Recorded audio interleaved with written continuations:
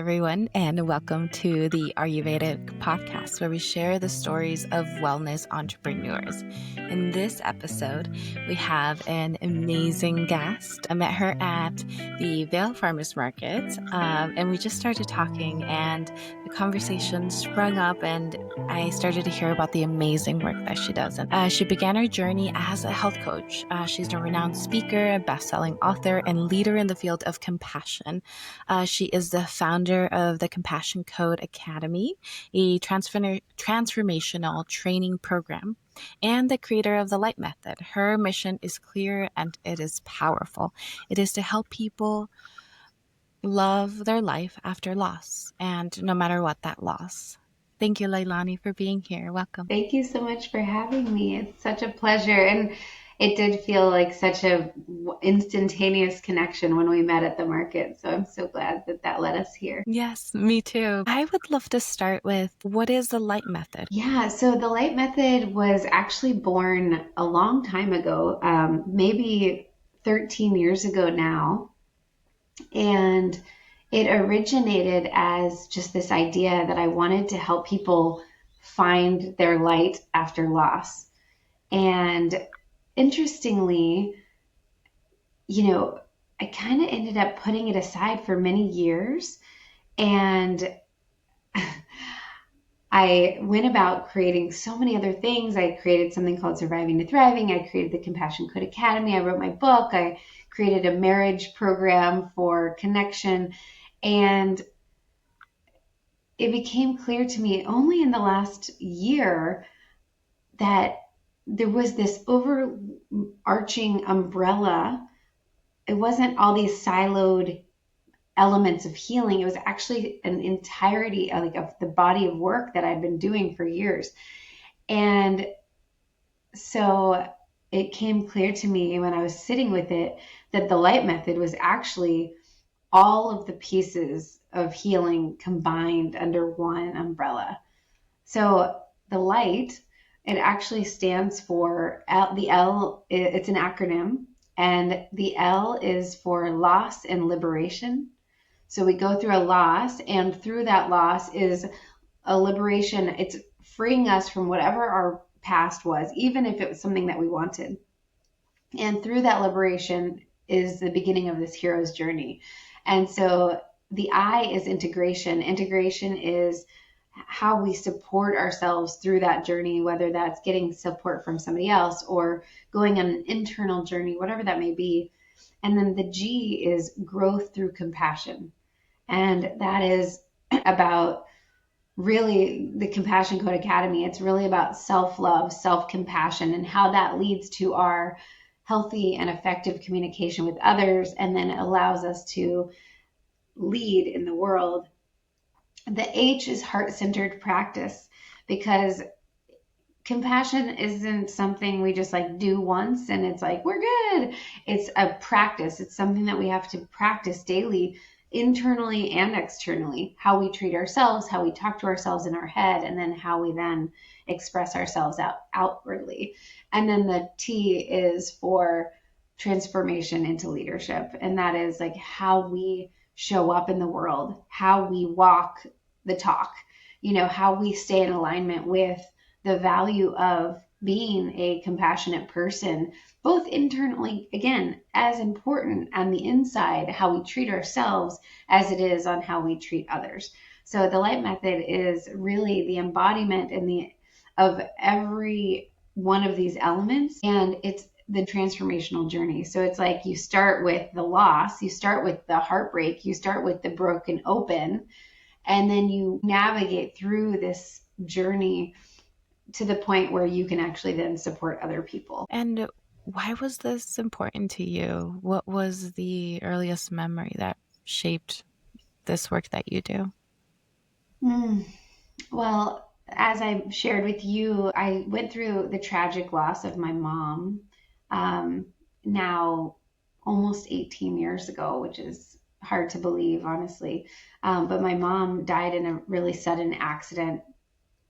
And I was in my early 20s, and it just really catalyzed all of this growth for me, because it took me to my knees. It took me to a place of like, am I ever going to be okay again? I remember thinking like, am I ever going to smile again? Like, am I ever going to love my life the way I had loved my life previously? And the journey for me was a massive journey of healing and self-discovery. And so when I think about my mom's death, while I do still feel those like, gosh, I wish that she were still here moments, I also feel just so incredibly grateful for all the learning and all the growth and all the transformation that I've experienced over the last 18 years, because I don't even know who I would be. Her death shaped me so much as her life shaped me. Like her existence, her presence as my mother shaped me, because it just like she helped me, give me certain values and all those things that a mother does. But her absence has been equally as powerful in the sense of like self-discovery and figuring out who I am without her. And it's just been it's been quite a fascinating journey, and sometimes a deeply painful one, of course. The light method is like my way of giving back to the world, because I feel like there were so many dark days where I just never thought I was going to be okay. And for me, just being able to walk in light and in love and remind people like you can love your life after loss.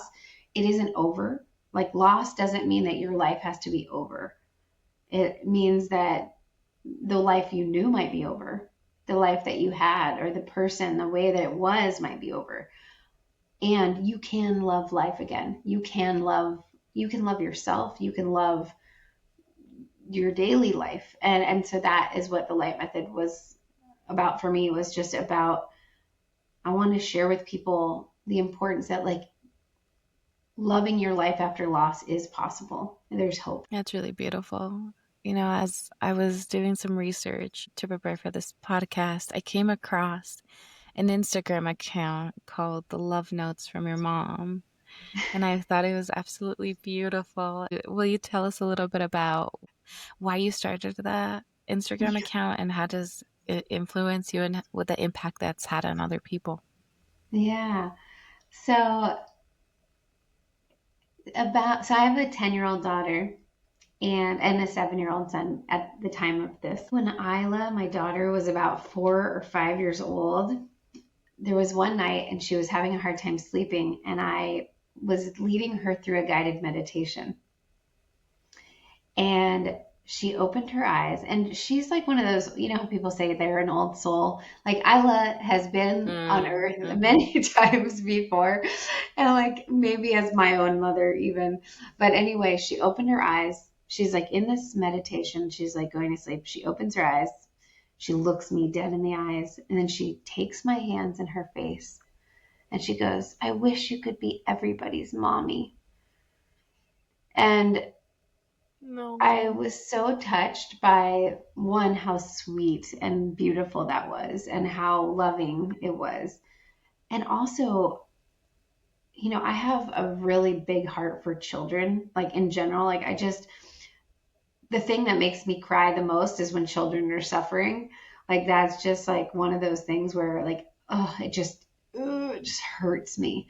And now it's been 2 years since I started the Love Notes from Your Mom. I had this realization that like I want to help give people messages of love that they may or may not have ever gotten from their mother. I share these messages and I put like a little song, and it's like actually like a really fun creative outlet for me, is to make these little love notes. But it's like all the things that I want my kids to know, and all the things that I wanted to hear from my own parents or did hear from my own mother. And so Love Notes from Your Mom is like my way of channeling the mother archetype and like gifting the world with these little love messages, um, daily or every other day or a few days a week. But it's just a way for me to be everybody's mommy, so to speak. Like on some level, it's just a way for me to love unconditionally, like give my unconditional love to the world. So that's, and it grew crazy, like organically. Like I never put any money or any kind of, I never boosted a post. And within like a year, it grew to like, 70 or 80,000 people. And it's just now continued to grow. I'm not as dedicated as I once was, like where I was every day I did it. Now I do it probably 3 or 4 times a week. And, we're at like 110,000 followers. And to me, it just says like we all need a mother's love. We all need to receive unconditional love. And, one of my greatest goals is to help people learn how to mother themselves or parent themselves, because either our parent isn't here anymore, like mine, or we don't have what we desperately wanted from our parents or parent. And so we have to figure out as adults how to give it to ourselves. And so the Love Notes project is not only about giving unconditional love, but it's also about like learning that you can give those things to yourself. Absolutely. That's really beautiful. I love that. I was very curious to hear a little bit more about it, and I wanted to wait until the podcast. That way everybody would get to hear about it as well. This journey of healing, it feels like it's just from my own personal experience. It's up and down, and loss. We've talked about it before off the podcast. Like it can mean different things. It doesn't always have to be the loss of a loved one. It sometimes is the loss of a career, it's the loss of a part of our lives. What do you think are like these biggest misconceptions about healing and personal growth, and what have you learned in your journey, and what do you think is one of the biggest takeaway people can get from that? Yeah. So I love sharing a few different definitions of grief that we used at the Grief Recovery Institute. I was a trainer for this organization for like almost a decade. The definitions of grief that they use are so amazing because they really help us understand grief and ourselves in a whole new way. So I'd love to share those definitions with you and with your audience. And the first one is the conflicting feelings that come at the end of or change in a familiar pattern of behavior. So as you'll hear, it's not the sad, bad, terrible feelings, it's the conflicting feelings that happen when things change. When it comes to grief, loss of a loved one, of course, is a grieving experience. And it's really the conflicting feelings that happen when things change. So that happens to us almost every day, right? Like we go through change, we go through micro grieving experiences on a daily basis. Another definition that I just absolutely love is the loss of hopes, dreams, and expectations. The loss of hopes, dreams, and expectations. Mm-hmm. The reason I love that definition is because I feel like we can all relate to that.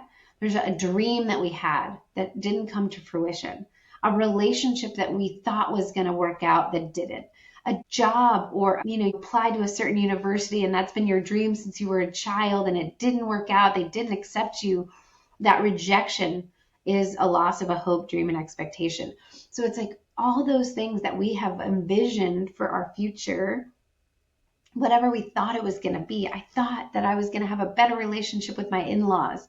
I thought that, it's like all those little things that I hear all the time from my clients. It's like, I just thought it was going to be different. I thought by the time I was 40, I was going to be wildly successful and I was going to have a family and and it's like the grief of it not working out the way we had in mind is a grieving experience.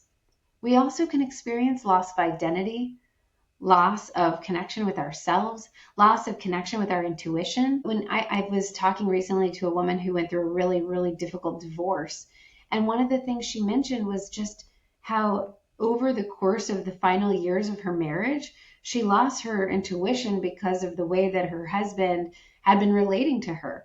And so she was like, he questioned the way that she was and everything. And what that did was it eroded her own confidence in herself, which was a loss of identity, right? Like a loss of like, oh, I guess I don't know. Maybe I'm wrong. Maybe I don't know. Maybe I am crazy. Maybe, those ways that we think inside of our heads. So those can be losses. And they tend to show up either when we're going through a major loss, like a death, a divorce, an end of a job, like an end of a career. But also one of my favorite ones to talk about is milestone grief. So it's like the things we tend to celebrate, like getting married, having a family, buying our first house, like all the stuff where people, like retirement, people throw you a party those are usually the most complicated grieving experiences because we think we should feel happy, grateful, proud, etc. And we're like, why am I not more excited? Or why do I have all these other feelings that are so complicated? And when we experience, so say for example, you're a caregiver and you experience the loss of the loved one who you've been caring for. And part of you felt like that was a huge burden, right? It was so hard and it was so long and it was so difficult. And then that person dies. And you're met with relief because they're not suffering anymore. You're met with devastation that they're not here anymore. And you're met with the loss of your identity because your role has been caregiver, right? So it's like the complexity of the human experience is, to me, what grief is like, it is so complicated and so beautiful and so painful. And really the reality, if I could leave people with anything, is you're grieving and that's okay. And it doesn't mean that you're broken. It doesn't mean that you're screwed up. It doesn't mean that you're doing anything wrong. In fact, it's like recognizing our own humanity and like, this is normal. Like if you didn't feel these mixed feelings, I'd be much more concerned, right? Like it's okay to feel a mixture of emotion. And so even when people get married and they're like, like, it's because you're facing this big commitment that you are making, and there's a loss of other options. There's a loss of your singlehood. There's a loss of just the way that you thought it was going to go, right? It's like, is this it? Is this it? You know, we get to that point and we've built things up so much that then there's this huge reconciliation with the way that it actually is versus the way that we thought it was going to be. And it's not a bad thing. It's just being honest with ourselves. And when somebody can say to you, that's normal, there's just like this that gets to happen, this deep exhale, because we're like, oh God, I'm doing it wrong. It's like, no, honey, you're not doing it wrong. This is just part of being human. So that is like, for me, knowing and understanding grief on like that deep level just helps us find more peace with the way that we feel, because this is just normal for you to experience this. I feel like now there's a lot more openness about mental health and really viewing our feelings and internalizing them deeply when maybe it wasn't so common before. Like, for example, my dad is 72. And it wasn't something where you were able to express your feelings, like going to a counselor or a psychologist, someone to help you cope with the feelings that you are having and saying, hey, it is okay. And I love the way that things are changing in this direction. Learning about feelings and emotions and not completely dismissing them under the table.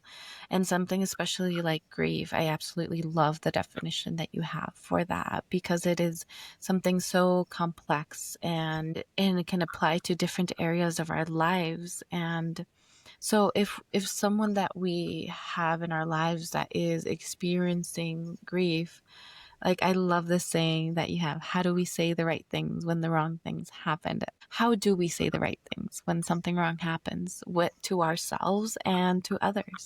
Yeah. Well, you know, two of my favorite don't say things, like what do we not say, I think is actually as important as what we do say. Because there are a lot more things that we can say that aren't helpful than the things that we can say that are helpful. One of them is, we like to say things like, at least they're in a better place, or at least you're still young, you can get married again, or at least fill in the blank. And if you can strike the word at least from your vocabulary, particularly when it comes to other people's experiences and your own, you will have healthier relationships with other people. They will not run away from you when you come to talk to them. And also because the thing about at least is it diminishes the experience they're having right now. So at least they're in a better place. Well, they're not here. So maybe they're in a better place. Even if I believe that, I'm still here without them. which makes me in a worse place. And this is about the griever, not about the person who died, right? At least you're young, you can have more children. Like, I wanted the child that I had. That is not helpful. So if somebody has a miscarriage or they lose a child and you tell them, "Oh, you're young, you can have more kids," it diminishes the grief they're experiencing over the loss of that child, the loss of that dream. Even if they were 4 weeks pregnant, it's like, you didn't even know the kid. People say things like that. But it's the loss of hopes, dreams, and expectations of how I thought this was all going to go. Many people already have envisioned their kid growing up before they've even come onto the planet, right? When we diminish it with the at least, we're taking away from all of those real feelings that they're having. And the other one that I really encourage people to stay away from, if possible, is the shoulds.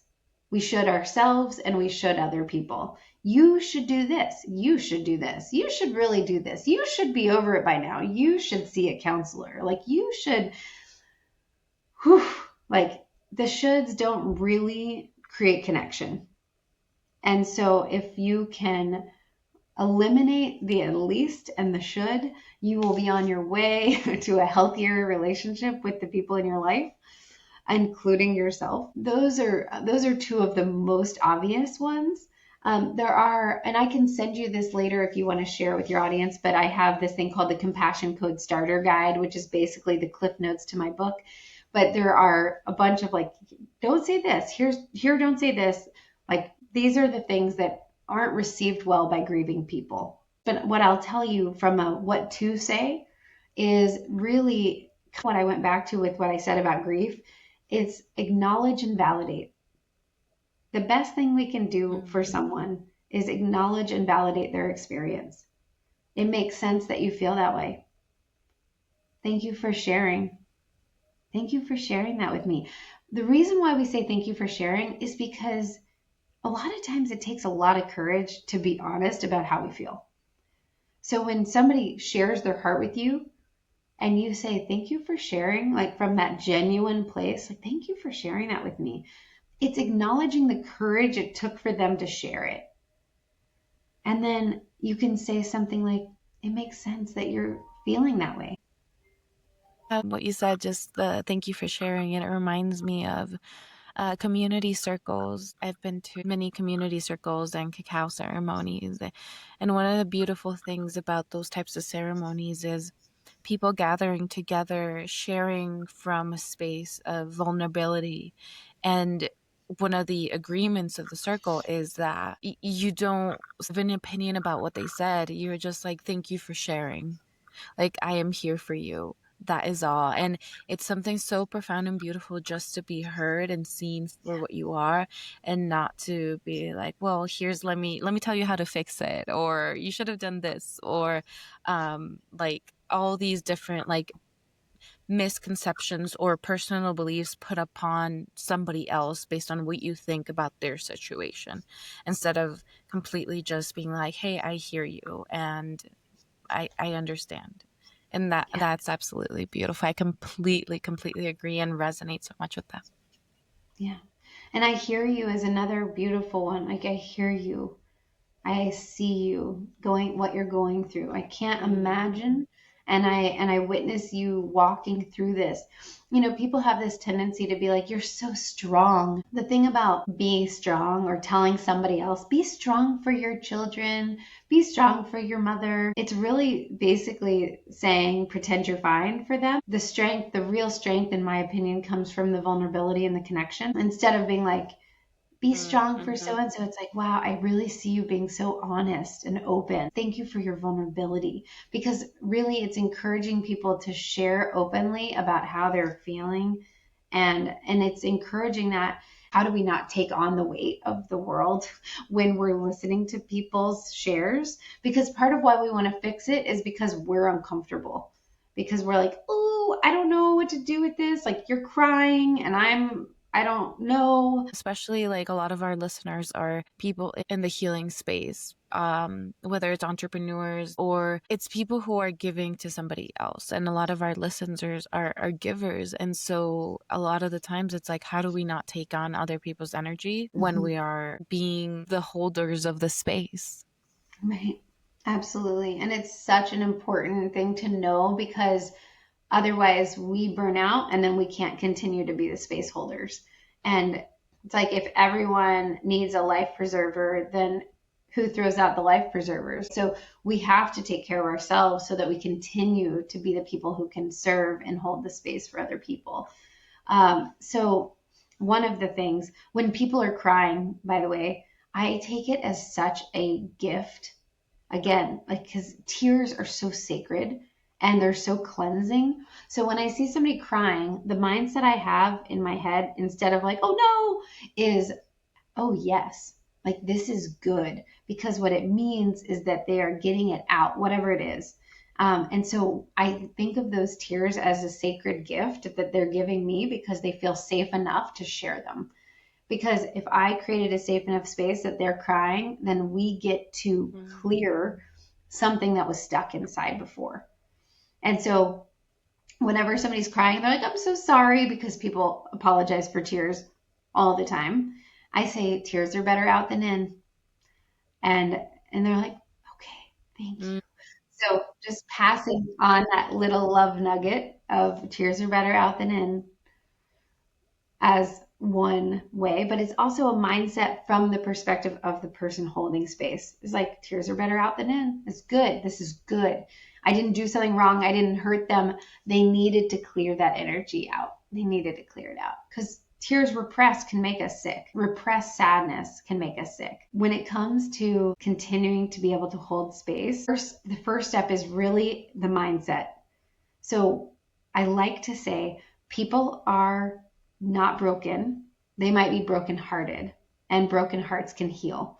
And one of my mentors used to say that. His name is Russell, and he would say, people aren't broken, they're brokenhearted. And I like to add the piece about broken hearts heal. Like, broken hearts can heal. I've seen it hundreds of thousands of times at this point, and it is possible to heal your heart.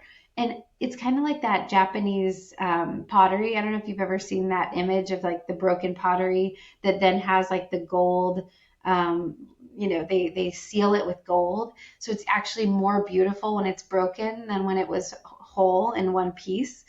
And that's how I like to see people who've gone through heartbreak, is that they like go through the heartbreak and then they're sealed back up with these golden threads. It's this healing process, because I'm a way different person than I was before I lost my mom. And I've been through many other losses, but that was the most significant. But it's like that loss broke me open, and then I reshaped myself with this gold, right? With this golden healing. So the mindset though is that not only are people not broken, they might be brokenhearted, and broken hearts heal. People are on a hero's journey. Every single person is the hero of their own story. And if we can look in the world and look at people as the hero of their own story, and we can remember heroes, it's like at the beginning of every great story, we'll go with Disney just because I have young children, but like if you think about any Disney movie, the parent dies at the beginning. Like every Disney movie, a parent dies except Moana, and then the grandma dies. But like there's a death of somebody significant at the beginning of the story. That is not the end of the story. It's not the end. It's the beginning. It's the journey. It's the initiation. It's the push out the door to go on the hero's journey. And the hero's journey is a journey of self-discovery. And we are all heroes of our own story. We're all the protagonist of our own story. And so if you see somebody who's going through a really difficult time, and you can think in your head, this person is not broken. They might be brokenhearted. Their heart can heal.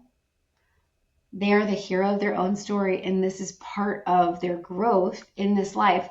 pain and suffering and heartache and hardship and all the stuff that we go through as humans, nobody is going to get out of this world without that. Every one of us is going to go through pain and heartache and hardship. Varying degrees, of course. Absolutely. But it shapes us. It shapes us. But it's the thing Exactly. that shapes us. Yeah. And so if we see people as the hero of their own story, we might be the lucky observer who gets to walk by their side for a portion of that journey. In the hero's journey by Joseph Campbell, there's like people who come in during the hero's journey to help the hero along the way. Part of my work with the Light Method, with Compassion Code Academy, is I get to be alongside a person during a certain season or chapter of their journey. But I'm not there for the whole journey. They're the only one who's there the whole journey, right? And so I see them as whole. I see them as the hero of their story.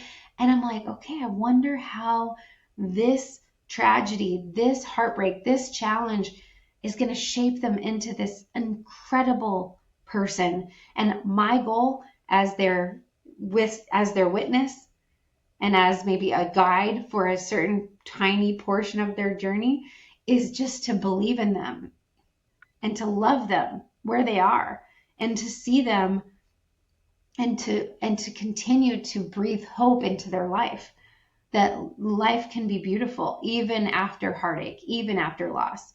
And so if we can adopt as caregivers, as healers, as coaches, as service professionals of any kind, as friends and family members, if we can adopt that mentality that every single person is on their hero's journey and the pain is what shapes us and we get to love each other through it,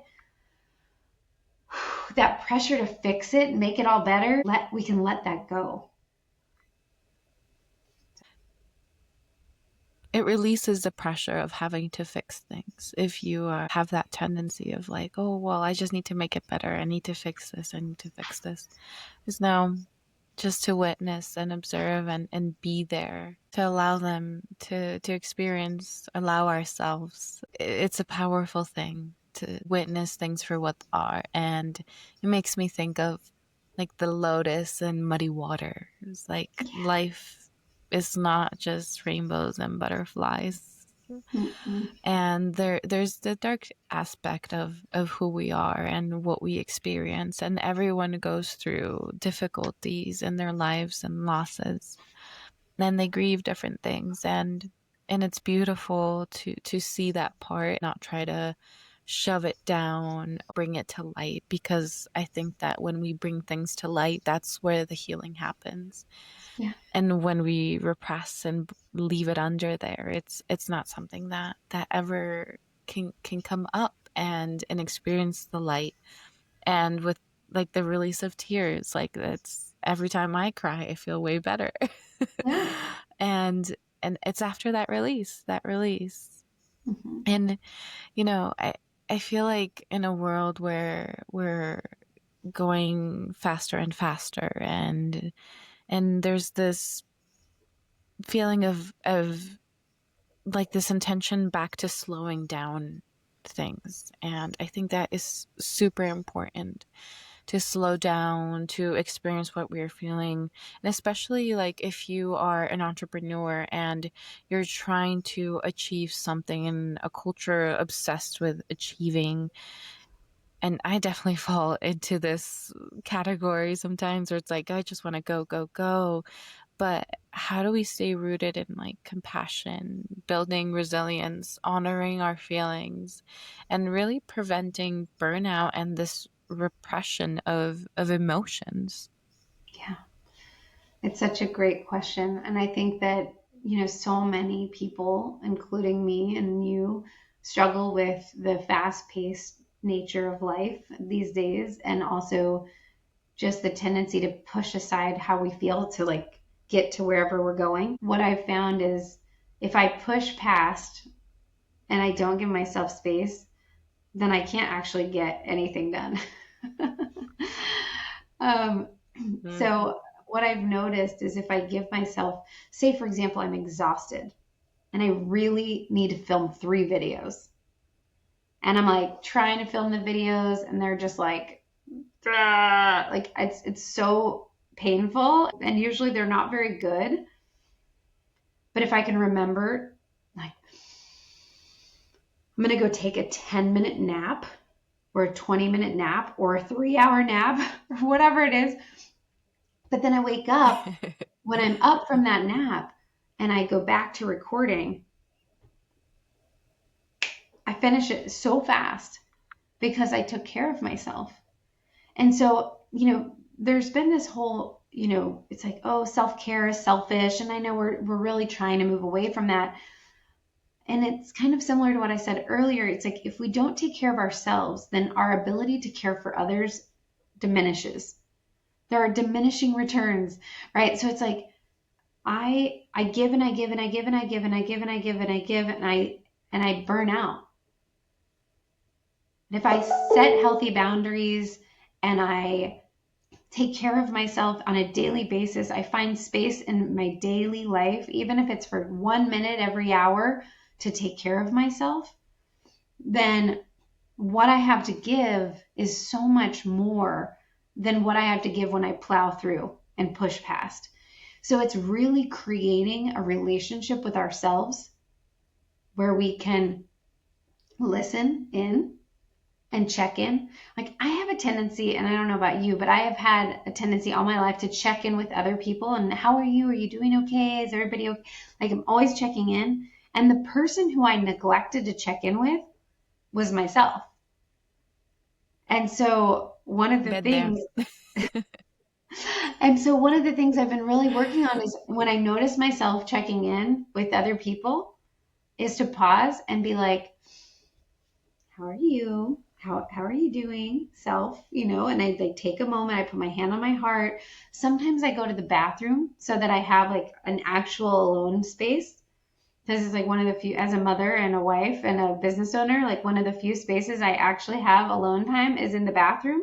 And so, like, just as a practical tool, sometimes I just go in the bathroom, even if I don't have to go to the bathroom, and I take that moment to myself and I check in with myself, like, how am I doing?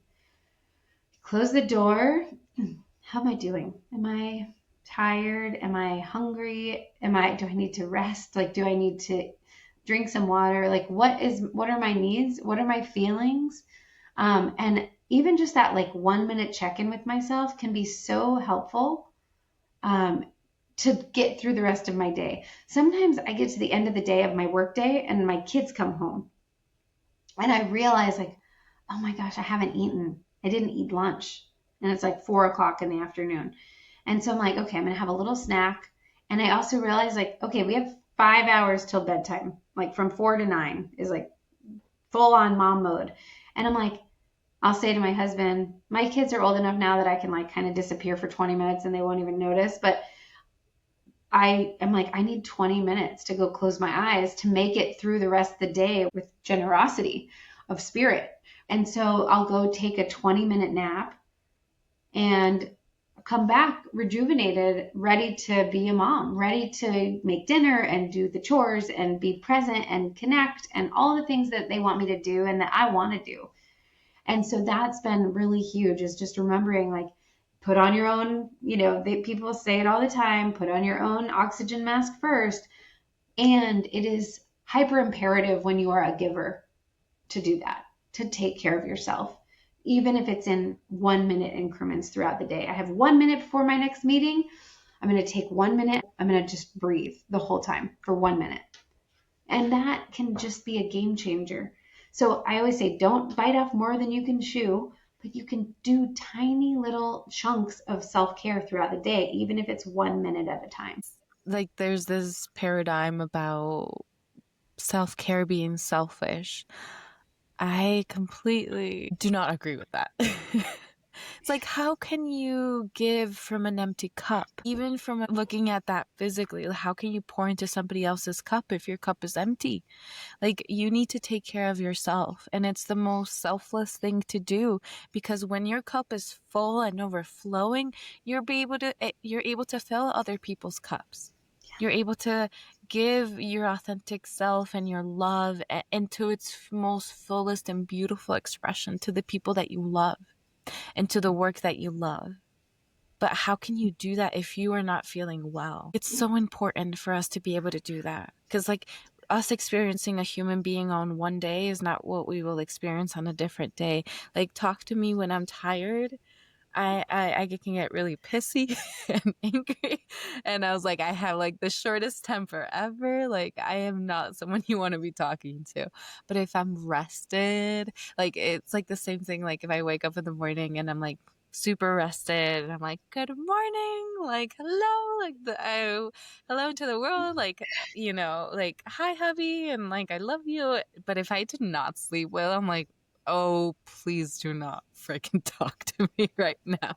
It's just self-care. It's so vital to be happy and to live in a world where we can express ourselves fully and be compassionate with other people. And especially, like you said, like in this healer space, where whether you are an entrepreneur, because an entrepreneur is a person that is providing service for somebody else, whether you're doing a physical service like acupuncture or Reiki or some sort of healing modality, a coach, even just creating a product, you are giving and giving into the world.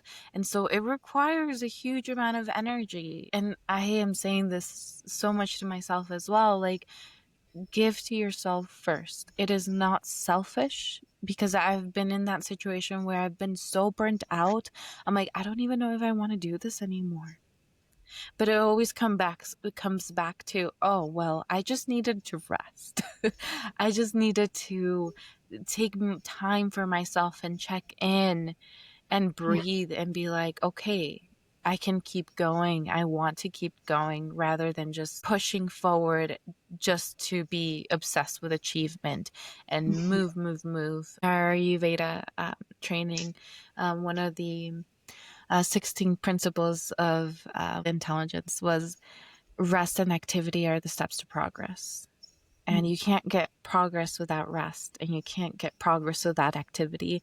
And both are important. It's like that yin and that yang. And like, there's like this always concept of duality and all these like different spiritual traditions, and it's so vital. We do need to, that's like the sun and the moon, and then we rest and we move. Like, there's needs to be that balance. There's not one without the other. So for someone that might be stuck in that survival mode, whether they've experienced a big loss or whatever that may be, or they're going through deep depression, anxiety, what's that very first steps that they can take towards thriving, something actionable?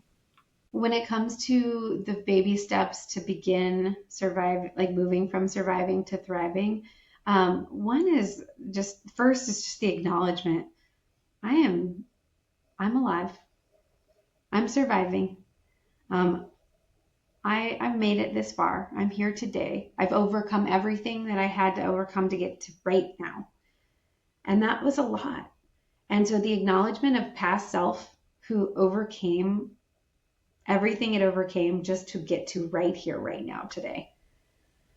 Like, so taking that baby step of like being proud of yourself for all you've overcome, because life is not easy. And most likely, if you're listening to this, you've gone through some stuff, right? And so even as an entrepreneur, the number of things we have to overcome on a regular basis just to stay in business, because we have to overcome our own self-doubt. We have to overcome the challenges of being like, can I do this? Am I going to make it? Can I make enough money to make this work? How do I manage these things that I never thought I was going to manage? Like, all of the stuff that it takes, even just to be an entrepreneur. Like, wow, look how far I've come. Look how much I've overcome.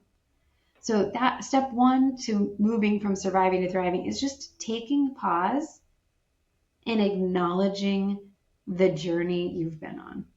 Being like, damn, you got this. Like, look at what you've done. I met this young man who had like over 100 surgeries. Like, he just was born with some really intense challenges, physical challenges, and he had been having surgeries his whole life, and he is in his late 20s now, and he was preparing for this other upcoming big surgery. He was like, I'm really nervous. I'm like, what? Like, and I was like, I know, it totally makes sense. Validate, acknowledge your feelings. And I want you to hear this. You have overcome 137 surgeries already.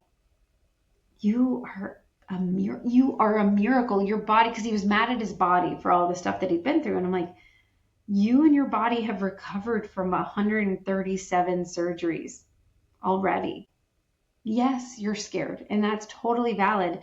And I just want you to be really impressed with your body for all it's overcome, for working towards health. You and your body have been working towards health for the last 27 years. And yeah, it hasn't always been easy. And probably you're going to overcome this surgery too. You know, and so it was just such a reminder. It's like even the hardest things, like we've overcome them to arrive to here today. So step one is just acknowledgement. And then step two is baby steps. This is all part of the light method phase one. So first we acknowledge our story, and then we take baby steps. Baby steps go back to what we were just talking about with our self-care. What is a baby step that we can take today that helps us feel well? Like, what does it even mean to feel well? What does a thriving life look like? If we don't have the coordinates of the GPS, like we don't know where we're going. Discovering what does a thriving future even look like, so we can take baby steps every single day to get there. If thriving looks like waking up every day and opening your eyes and being grateful that you're alive, okay, great. So that is, I will know I'm thriving when I wake up every morning and I open my eyes and I'm like, I'm still breathing. What a miracle this is, right? So those are some of the little tiny baby steps. Like, what can I do every day to work toward what thriving means to me? And I think also reframing what it means to fail and what we define failure as, I think is absolutely, it carries weight. And so how do you define failure, and how can failure become fuel instead of being something that weighs somebody down? Yeah. So one of the coaching paradigms that we use is failure as feedback. And it's really just an opportunity for growth and reflection. So like when something doesn't work, it's an opportunity, especially as entrepreneurs. Failure is just an opportunity to pivot. It is not failure. It's just like, oh, that didn't work. Like if we take away the charge of like what it means about us, it's like my son is 7. And when he loses at a board game, instead of thinking like I lost, he thinks I'm a loser. And we're really working together on being like, that's not what that means, right? Like, I'm like, I don't know where that's coming from. It must be epigenetic, like ancestral shit. But like, one of the things with failure is instead of I'm a failure, it's like, I failed. That didn't work. That experiment didn't work out. What's next? Pivot. What am I going to do about that? And you can take a moment to grieve it, of course. Like take your time to grieve what didn't work out for you. Loss of hopes, dreams, and expectations. Don't make it mean you're a failure though, because that's not true. You're not, because failure is just feedback.